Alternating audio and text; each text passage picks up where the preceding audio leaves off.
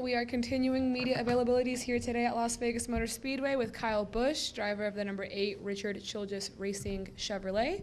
If you have a question for Kyle, please raise your hand. We will start right up here. Behind you. Cole Cusimano with Speed Freaks. Kyle, many consider you the king of restarts in NASCAR.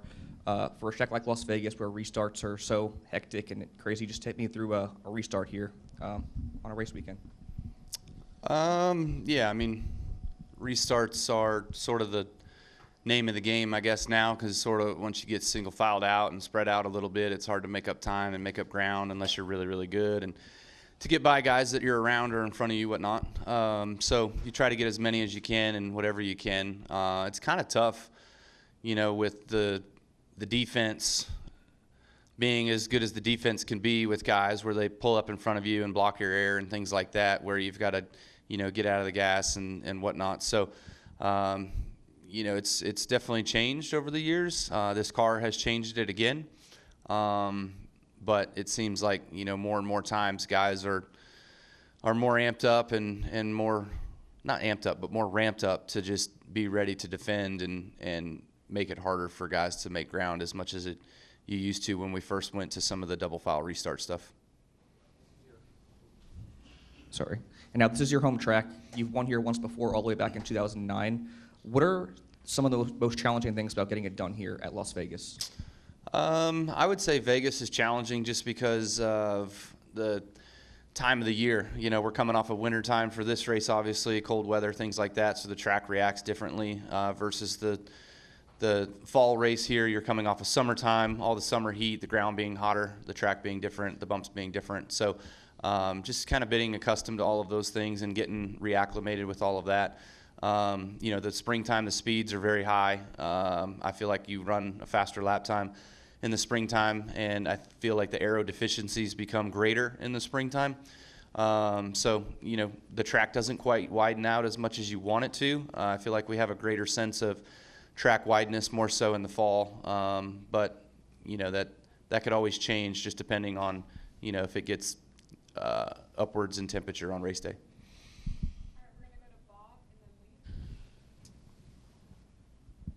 Bob Harper's Fox Sports. A lot of discussion this week on the approval process to race in Cup after what happened last week. I'm curious if you feel like there's more structure, there needs to be more structure, and you know, how do you balance, or how should NASCAR balance? You know, you have SVG come. Granted, it's a road course. His first race is able to win. How do you balance, you know, somebody who's so accomplished in another series and trying to figure out if they're able to race in Cup? Yeah, I don't have a great answer. I feel like I've questioned the approval process for a long, long time. Being an owner in the truck series and seeing some young drivers get opportunities at different tracks versus my drivers that I was trying to get them opportunities at some of those same tracks getting denied. So I was very confused, and probably am even more confused now on how it all works. So I think it's broken. I think there's a lot of work that could be done to make it better. I also do feel as though it shouldn't be suit and ties making the decisions always. Certainly there can be some that need to be involved, but I do feel like there needs to be fire suits involved in some of those decision-making processes on those that need to be approved or not approved for various activities. And I'll even go so far to say, too, that I feel the same way on driver penalties, the Austin Cindric deal. I don't think suit and ties should be making that. I think you should get penalized by your peers. Let's go to Lee. Lee Spencer, Sirius XM NASCAR Radio and CatchFence.com.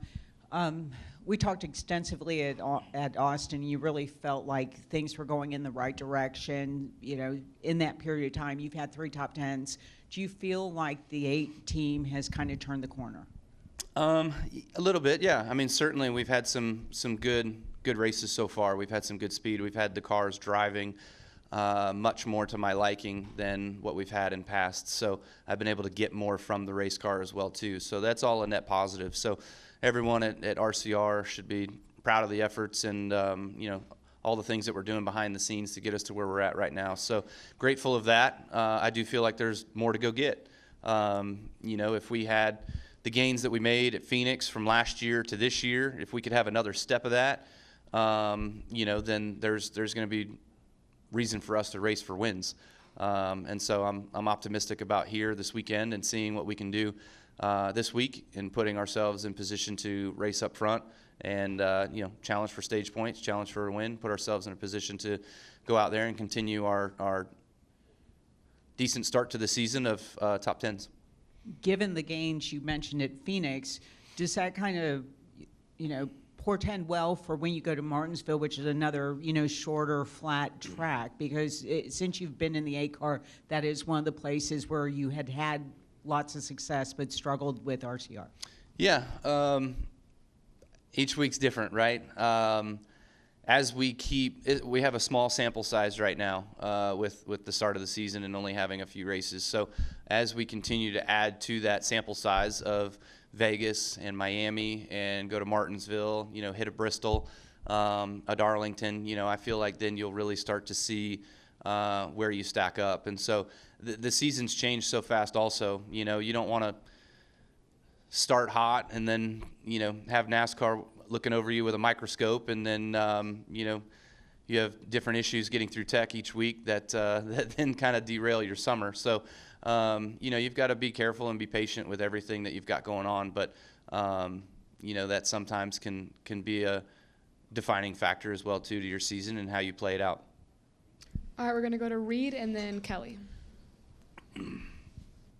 Reed Spencer with the NASCAR Wire. Sort of as a follow-up to hers, given that it's been a while since you won a race, is it difficult to keep your emotions in check and not push too hard when you feel like you've got a car that's capable of winning? It is. I would say, when I was winning a lot, you were doing it quite often. You were in position quite often. And so you could harness those emotions and those feelings and to be able to go out there and just do your job and kind of let it come to you.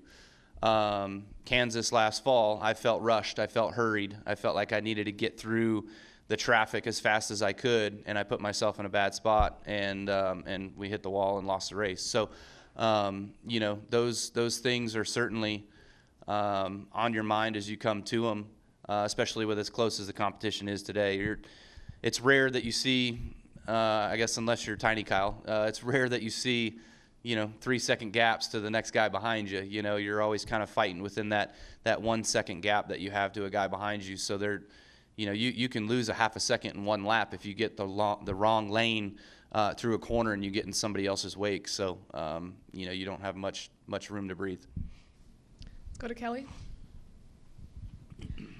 Kelly Crandall, Racer.com. Kyle, 2 things. When you were talking about the approval process, does the sport need to go back to looking at how much practice that includes on a race weekend when somebody is in a car for the first time, as well as the testing policy where teams being able to take someone and put them in a car during the week and run laps with them beforehand?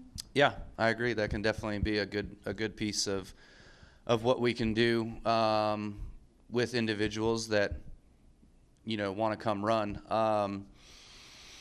Testing is tough because obviously I would say that if we're talking about Catherine's situation, I don't know how much extra funds there are there with that situation to be able to go out to Phoenix a week early and go test. You know what I mean? But that obviously would be beneficial to not only the team but also the driver in that case, to just go out there and get some reps, get some laps, get some seat time, feel the car out, get it more comfortable than probably what she was able to do in just the short practice that we have. So how that all works, I'm not exactly sure. If it's a 4-hour session on Thursday or Friday or like the day before or something, I think that could certainly be a waiver piece that is allowed for some first timers. Track time essentially. Correct. Is Yeah. a big piece of it. Secondly, we're talking about your performance, the 3 straight top 10s and the direction this team is going. How much do you want to see from this team or have early season success as it pertains to then when you start weighing your future and what you're seeing from this team and how much that's going to weigh in? Yeah, I mean, obviously having good runs and solid race cars and cars that feel like they should and drive like they should is a big important piece to all of that. So so far so good. I mean, from last year to this year, just Legos being the same, apparently they're not, because we're doing something different and cars are driving much better. So again, I just appreciate the efforts and values of everyone at RCR putting all that in. And so there's not a team out there that'll outwork us, that's for sure. And so we're going to continue that grit and to go out there and make sure that we have good pieces and keep performing. Let's go to Crystal. Crystal Clay Racing Refresh. With Auto Club Speedway gone and the loss of so many tracks in Southern California, how important is it to you to keep Vegas thriving for NASCAR? And do you think that maybe you miss Fontana, or that NASCAR might have to do something to fill that gap now that it's not on the schedule? This is a really tough question to answer. Fontana was always one of my favorite places. I love that track. Even though it started off really rough for me of getting kicked out of there when I was 16 years old, it certainly ended very well, winning the final race there a couple years ago. So that place has a special meaning in my heart, and all of Southern California does. I remember Irwindale, I remember Orange Show, I remember Blythe. I think Blythe is still there. You've got Madera, you've got Altamont. I don't know if Altamont's still going or not. That's more Northern California, but there's some really good racetracks that have been through California that I've been around and at least have been to, or Kurt has been to, and I don't know how to make it go.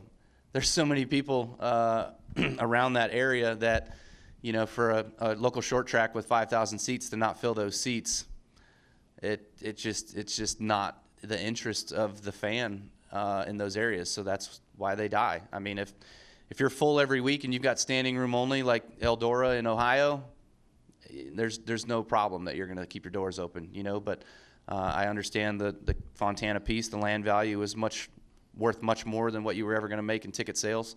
So eventually there becomes an economic decision, and it overpowers us being racers that want to go race at those tracks. It overpowers that. All right, let's go to Jerry.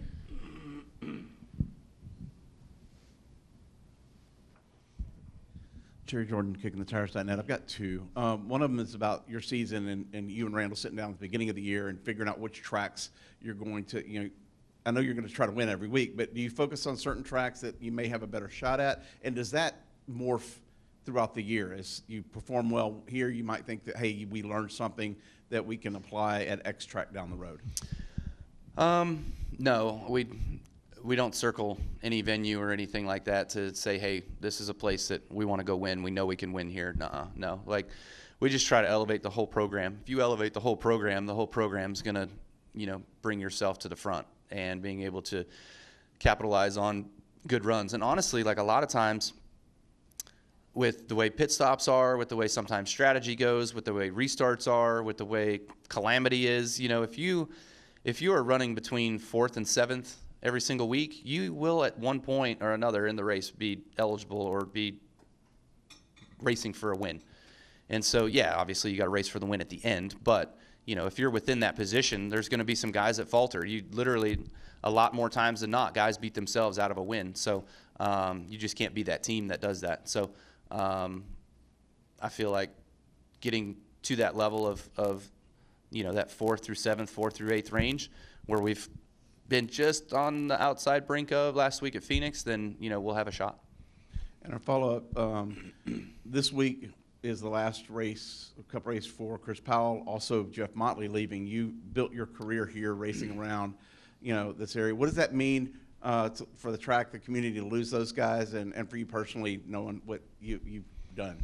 Yeah, I mean, obviously, great career for those two guys. So I'm probably a little closer to Jeff than Chris, but it's cool to see their tenature here as long as it's been, as great as it's been, and for the success of this racetrack, and seeing all the different peaks and valleys that it's been through has been really, really cool. So congrats to them. I wish them nothing but the best in their future endeavors. I've heard some cool things that Jeff's looking at doing. So, it's going to be neat to see whoever comes in next to keep this place going and keep it where it's at, or grow it. All right, that's all the time we have. Thanks for joining us, and good luck this weekend. Steven Stump of FrontStretch.com here. Come back for more great racing videos, and if you like us, don't forget to hit that subscribe button.